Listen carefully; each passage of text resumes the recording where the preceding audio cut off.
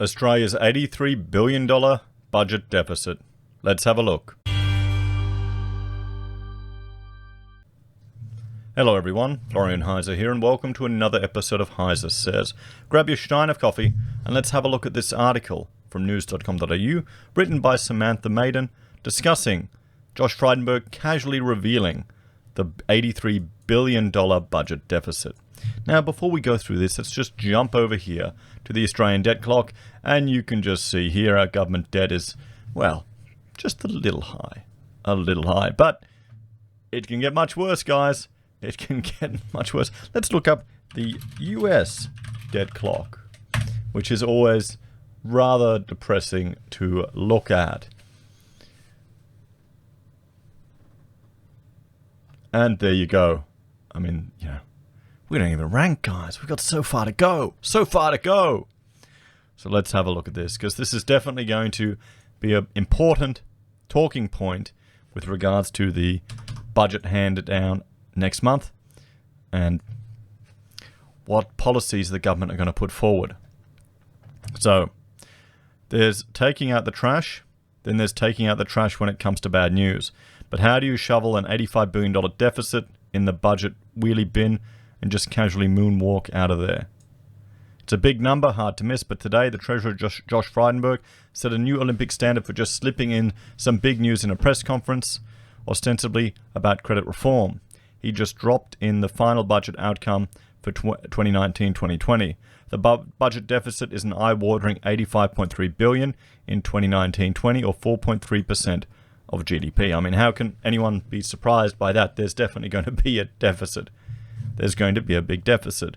Now, the concern is, well, there's no political will in Australia for austerity or for any type of, well, restraint from the government on either side of politics. There seems to be more and more discussion in the mainstream and the media, even in ABC, of a push towards MMT, modern monetary theory. And there's some people legitimately advocating for it.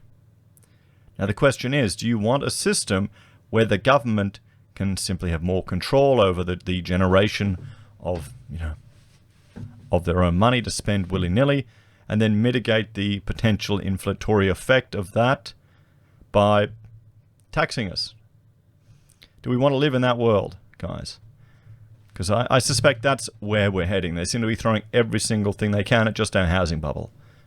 If we look at housing prices, I've shown this chart many times and no one's going to be surprised with it. It's shooting up and there's more and more talk of housing just getting more and more expensive.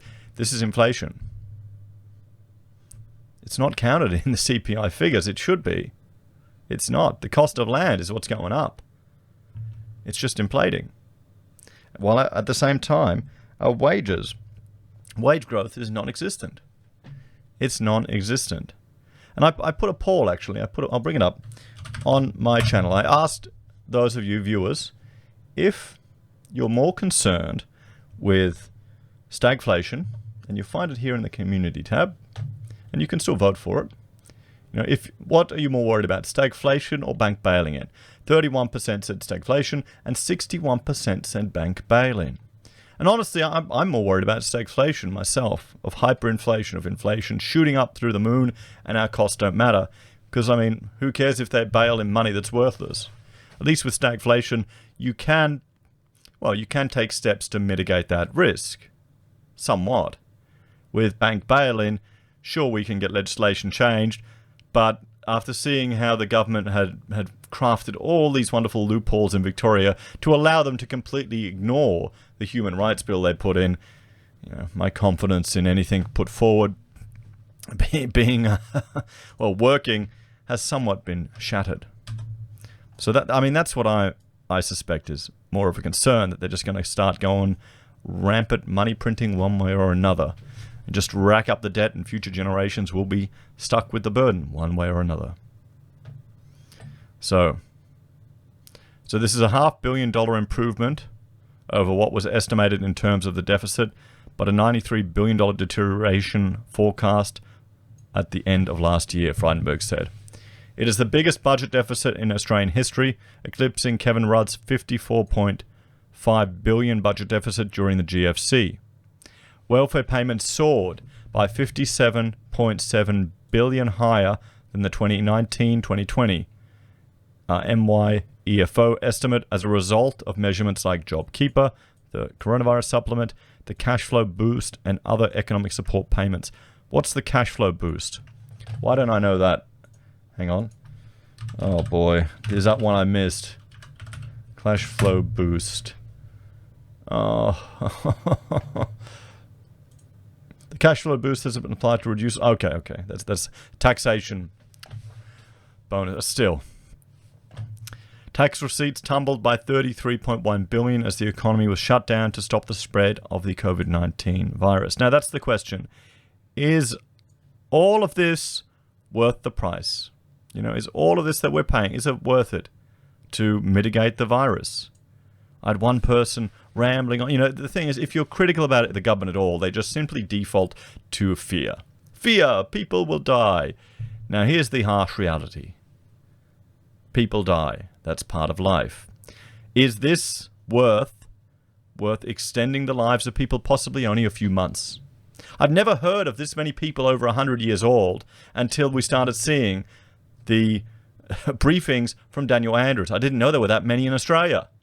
Well, there you go. I mean, would you, if you were in that situation, would you expect others to sacrifice so much to keep you going a bit longer? Perhaps it's just younger people that haven't encountered death in their lives. It's just the natural part of existence, everyone. You need to prepare for it. Don't live a shit life. Remember, back to this. Remember that one? Took 10 years to pay down until the budget was in balance, or political mumbo-jumbo for close to a surplus, but not quite there yet. Traditionally, the budget deficit is closely guarded until budget night, with journalists forced to sign non-disclosure clauses before entering a 6-hour lockup on the grounds the information is market sensitive. Faced with confirming the biggest budget deficit in Australian history, Mr. Frydenberg clearly decided a different approach was required.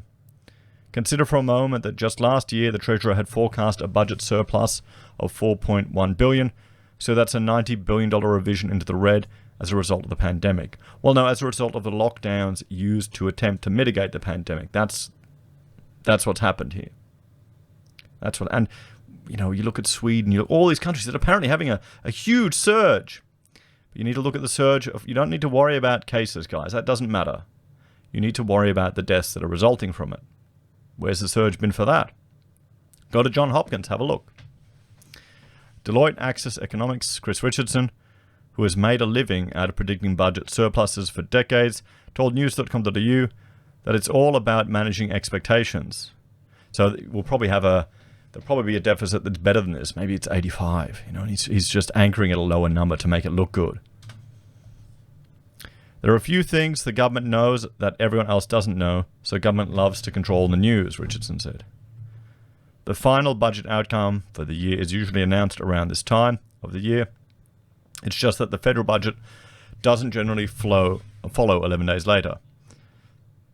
So they're telling us at the same time that we would usually be told, but not in the same way, he said. Yesterday, the Treasurer also announced a big change to the government's fiscal strategy. The government isn't even going to say when the budget will be back in the black. That's how big the deficit is. But the government also stressed that it was the right economic decision to support the economy, and there's also never been a better time to borrow money because interest rates are so low. It does reflect the economic circumstances we're in. The budget, in less than 2 weeks' time, will be the next stage of our job maker plan. And by growing the economy, by getting more people into jobs, we'll be able to repair the budget, Mr. Frydenberg said. Yes, but who is going to take the... Here's the thing, guys. We look at business conditions and confidence. They're not hot. They're going down. You'd have to be pretty brave to take people on now. Maybe you wait a little bit.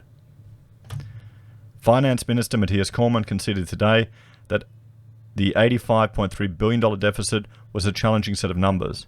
Despite all the challenges that we're facing as a nation, and despite the challenging set of numbers we're formally reporting today in this final budget outcome, Australia remains in a better, stronger, more resilient position than just about any other country in the world, Senator Cormann said.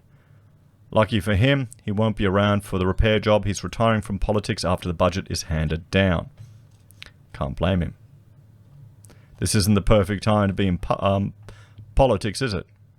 So what do you think, everyone? I mean, no one can be at all surprised that there's going to be a huge deficit. You can't just give money out willy-nilly and not expect there to be a huge deficit. But how are we going to dig our way out of it? And what generation is going to pay the price of this? And what mess is this going to lead to? We've got a huge deficit, and then you've got money getting thrown everywhere. It's going to keep juicing up the property bubble. And who'll it be? Will it be my kids screwed with it, or their kids? Is housing just going to keep inflating? What do you think? We're going to hit stagflation here in Australia. What if demand for our natural resources wanes? We'll have to wait and see, guys. Let me know your thoughts and opinions in the comments below. Are you surprised at all by this budget deficit? Do you expect it to be worse or better? As always, thanks for watching. Please like, share, and subscribe to the channel. If you're a fan and want to support the content I create here, there are a few ways you can. You can join the channel on YouTube or Patreon. You can support us using our affiliate links at Amazon, eBay, Independent, Reserve, or buy our merch on Teespring. You can also support us using Gold Pass from the Perth Mint or via PayPal. Take care, guys. Have a great day. I will see you all in the next episode.